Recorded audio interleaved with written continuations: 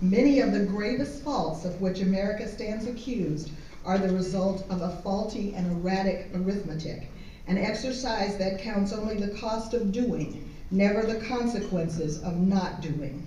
We are not without sin. We are fallible, flawed, and guilty of mistakes and misjudgments.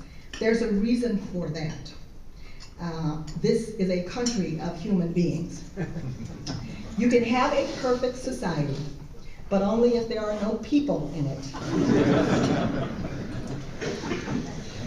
But America's intervention in World War II was an enormous and selfless sacrifice that saved the futures of the very countries that now make sneering at America a national sport. The fall of communism was not the decline of a noble impulse gone awry, not a prosaic tale of perhaps too authoritarian government reform that didn't quite work. It was a triumph for human freedom. And whatever America's intervention in Kosovo was, it was not an exercise in state terrorism that proves America is the #1 danger to peace. Those are the sort of things that are routinely said in the European press about America. I mention all of this to make a simple but important point. America is certainly imperfect, but we need to keep things in perspective. And we keep things in perspective by balancing our criticism with a focus on what is right about America and what is so desperately wrong about alternatives such as socialism and communism. Once we possessed American cool and certitude. God had blessed America because it was good. These days, we are not so sure. If those who have been the beneficiaries of American blood and treasure for half a century claim they cannot distinguish us from Nazi Germany or the Soviet Union, we need to decide whether it is time for our destinies to merge or to permanently diverge. Legal scholars now seriously argue that we, out of, quote, a decent respect for the opinions of mankind, unquote, ought to reinvent ourselves. The Supreme Court has at times liberally sprinkled its opinions with citations to foreign law and foreign public opinion.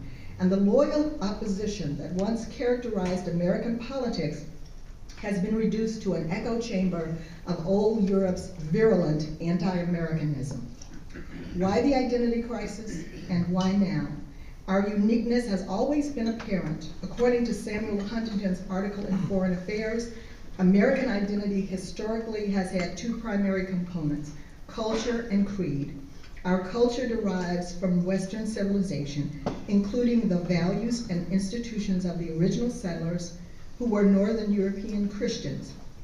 Our creed is a set of universal principles articulated in our founding documents: liberty, equality, democracy, constitutionalism, limited government, and private property. On these principles, there was once wide agreement. Insightful foreign observers such as Tocqueville held our creed as, quote, the cement in the structure of this great and disparate nation. America's founding was one of a kind, certainly providential and perhaps even miraculous.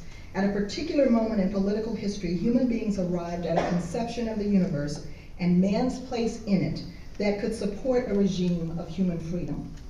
President Reagan's farewell address, which evoked the shining city built on rocks stronger than oceans, windswept, God-blessed, and teeming with people of all kinds living in harmony and peace, still brings a lump through my throat.